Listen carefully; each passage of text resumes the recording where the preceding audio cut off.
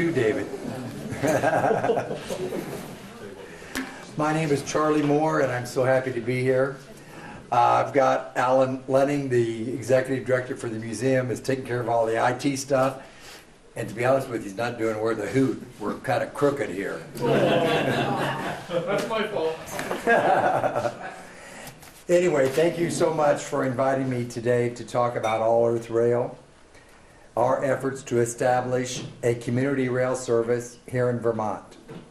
AllEarth Rail purchased 10 Bud cars, self-propelled RDC cars from DART, Dallas Area Rapid Transit, and we've got 2 here in St. Albans that we purchased from a company in Montreal.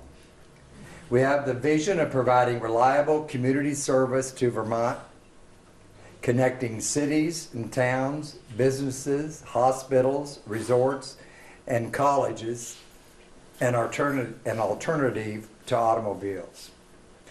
But first, let me say thank you to Rotary. I'm a very proud resident of the St. Albans community. I believe in our community. We're doing great things. And with the establishment of this community service, it's even going to be better.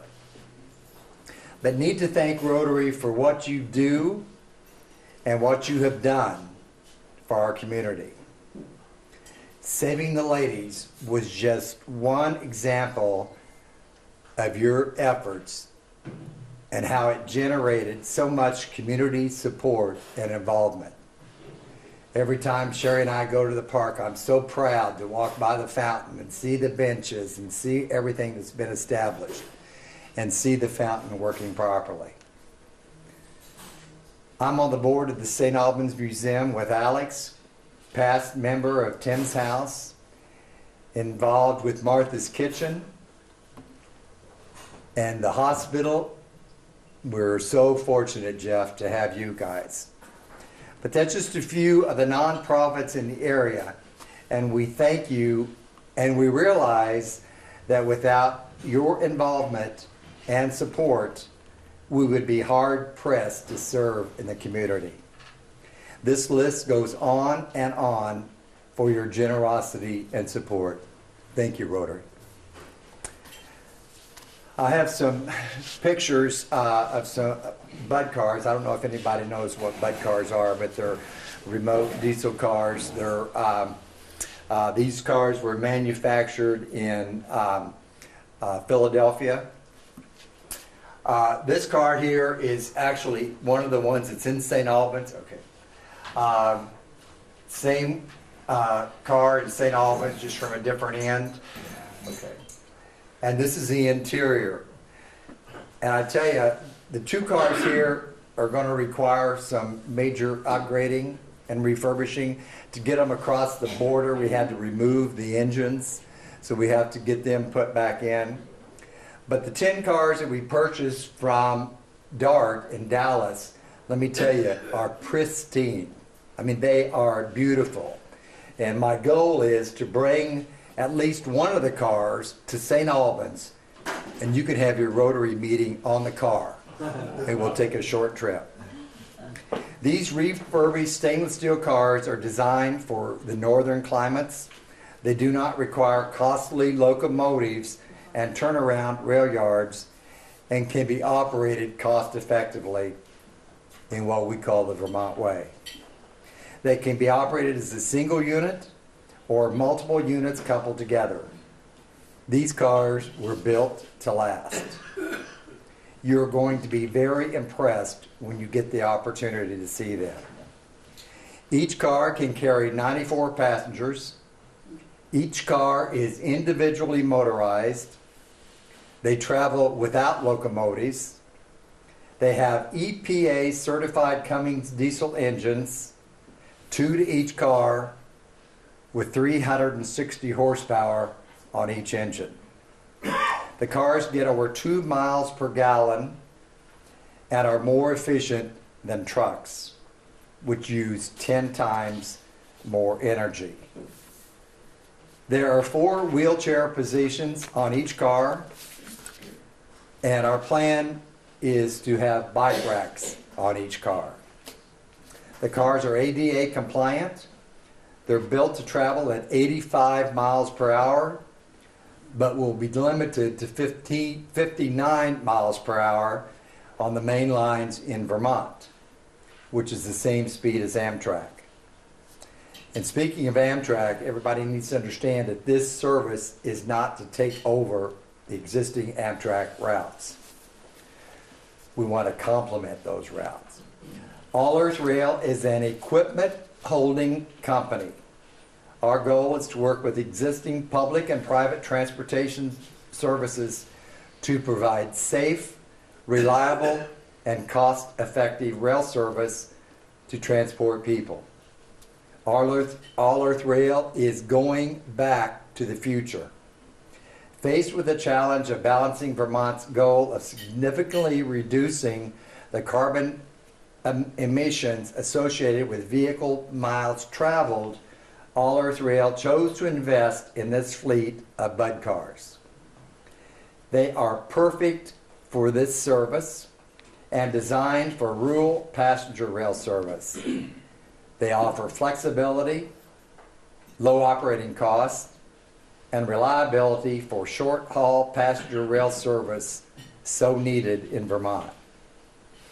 Our goal is to provide innovative, reliable, and affordable transportation for all and to assist getting the state's goal of 90% renewable energy by 2050.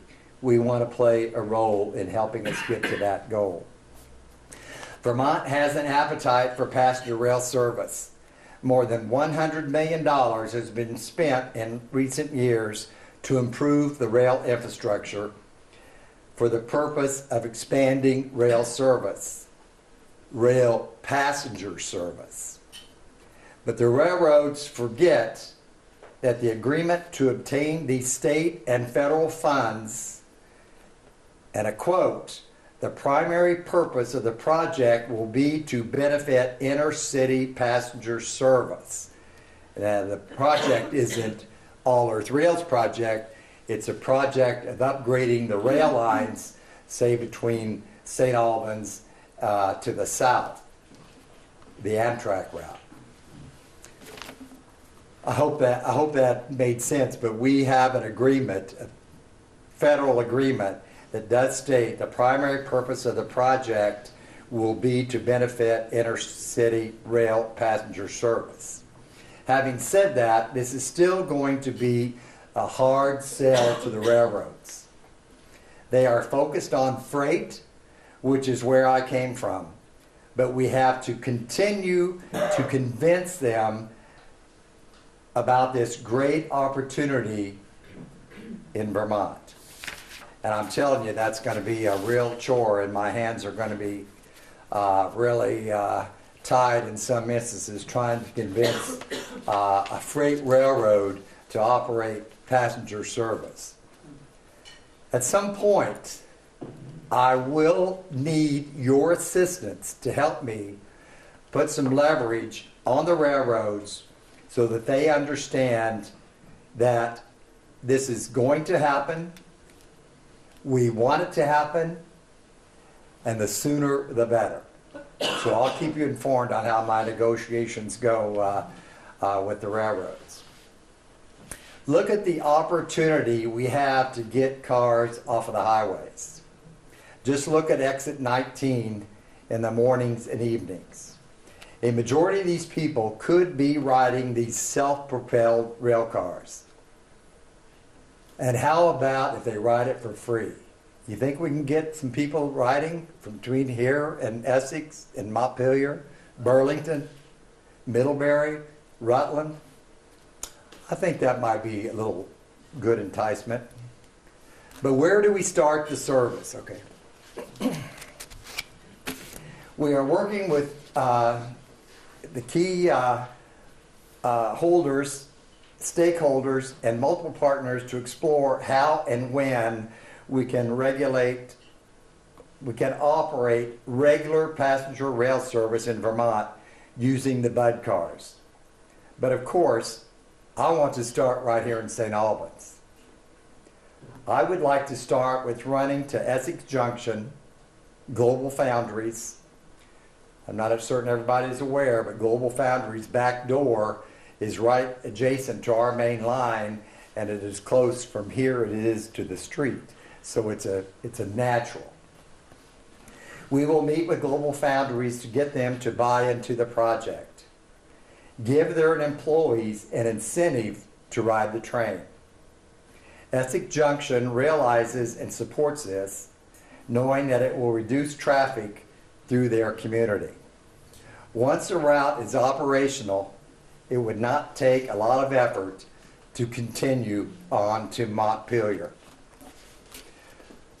So I wanted to see us start at St. Albans, go to Essex Junction, serve Global Foundries, and then we could go on to Montpelier very easily. There's a 7.8 mile stretch between Essex Junction and Burlington that is owned by the New England Central Railroad, or the Genesee, Wyoming, which is in bad need of upgrades. So if we can get that upgraded, then we could go on to Burlington and then go on south to Rutland. A great opportunity to transport people. Wouldn't it be great to be able to get on a commuter train here in St. Albans and go to Burlington for the day and shop? Or what about the fair? The fair grounds is very close too. All you have to do is cross that one road. How about us running some special 3 or 4 commuter cars to the fair? A recent commuter rail study requested by the legislator estimated it would cost $300 million. $300 million. That's our money. Let me assure you that this proposal would be about 1/3 of that amount. David Blittersdorf, who is the founder and owner of AllEarth Rail, has spent $5 million of his own money to make this happen.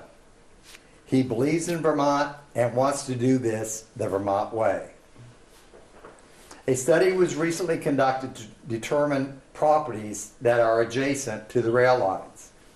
I believe this proposal will stimulate economic development around the train stations and draw new residents attracted to the convenience of commuting by rail.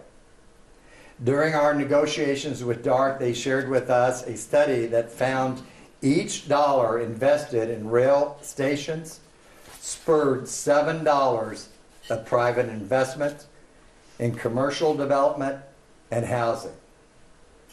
I understand that parking for the passengers will need to be addressed and could be a challenge in some areas. In addition to getting the cars tested, which is what we're working on right now, and approved by the FRA, we will be meeting with the railroads, the state and local officials, Agency of Transportation, community leaders, and various businesses who could benefit from the service. We recently met with Leahy and Sanders' staff, and they were very excited about what we were trying to do. In fact, Leahy's staff, we met on site and toured the cars and started one up, and they were very impressed. Am I passionate about this project? You bet your sweet rear end I am. I did not come out of retirement because of this job offering me a lot of money, let me assure you that. But I'm here because I believe. I believe this is an opportunity we cannot allow to pass us by. We need to get on board now and not let the train leave us at the station. Thank you so much. I appreciate it. And I want you can go to the next one. I hope you will check out our website at AllEarth Rail.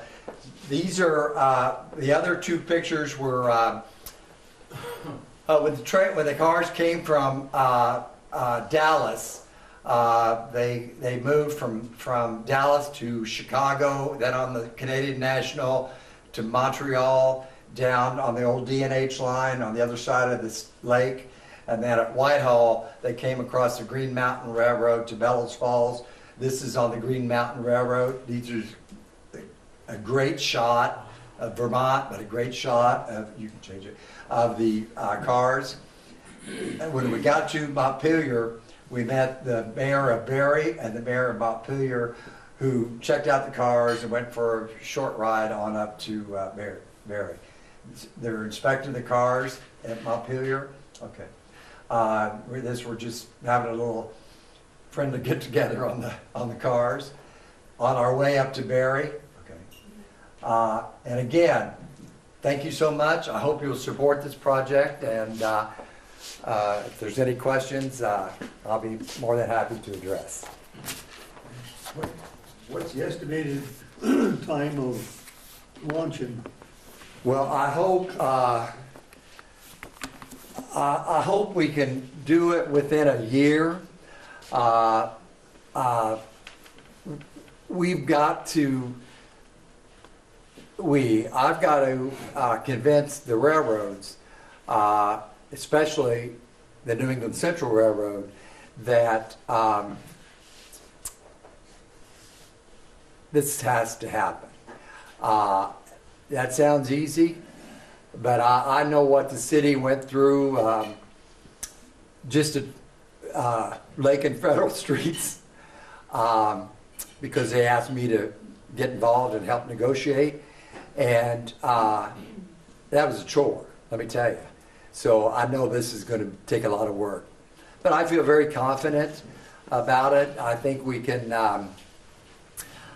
convince them. But having said that, it's going to cost us some money because they're not going to let us out on their main line without some type of an operating plan, an operating schedule, and then whatever they're going to charge us for the operating rights. Okay. Why would you just be a railroad equipment holding company and not an operating company? I wasn't quite clear on that. It seemed to me the best way to go would be for you to be an operating company and negotiate with the rail lines directly instead of through some transportation group. That was my thought. I was hoping we would set up as our own railroad. We'd have our own employees, locomotive engineers. But I think it's going to be, I hate to say the word easier, but we're going to be able to negotiate with the railroads using their certified, qualified people versus us trying to hire somebody, get them trained, and then trained on their lines and so on. Did that answer? Mm-hmm. Thank you. Yes, sir. A two-part question. It seems to me that it looks like you're shooting to start out going from St. Albans to Essex. That's my thought. Okay, and then build out from there. That's my thought. Yes. And what do you propose the cost will be for the transportation? Well, there isn't a passenger service in the country that makes money. So I hope that we can work with the various businesses, like I mentioned, Global Foundries, to get them to buy into this, get them to pay us something for their people to ride the train. University Medical Center does that now for the buses in Burlington. Yes, sir. Two questions. One, could you just fill in a little bit more on the reasons why the freight rails are reluctant on this? My understanding is they're not just old-fashioned stick in the mud, but quite the contrary, that we have a fairly robust system, and so trying to integrate passenger into what is involved into a freight system is not the easiest thing in the world. So if you could fill that in, that would be really great. And the other question is the state willing to, like they did in some of the other areas, help out in getting the rails rebuilt between the town to Burlington, that stretch that needs work? They've already received that money for that investment, for those upgrades. And the Western Corridor will be up to 59 miles an hour from Burlington all the way to Rutland. So that's been accomplished. This line over here has also been upgraded to operate at 59 miles an hour. And the freight operators, what are the hurdles, not just political, but what are their actual requirements that we need to help out with? Well, the political is probably the biggest thing. Freight railroads historically have not been in favor of any type of passenger service operating on their lines. They don't want to do anything that's going to interfere with the movement of freight. It's going to impact their freight customers. And Amtrak faces this all over the country because Amtrak owns no rail lines except for the Northeast Corridor. So they have to run on the Class 1 railroads, and they're always being delayed. We can't afford to be delayed if we get this service set up. And that's going to cost us more money because we'll have to give the railroads an incentive to keep us on time. Did that answer your question? Not really, but you go. That's okay. Would you be stopping at like Georgia and Milton and others on the way from St. Albans to Concord?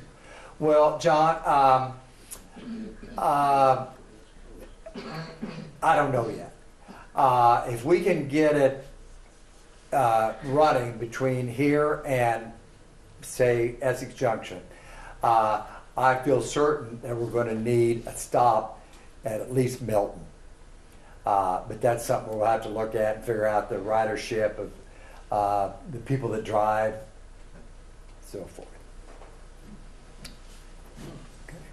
Yes, Any sir. conversations with CCTA and GMTI bus service, which is feeding the same kind of passenger needs?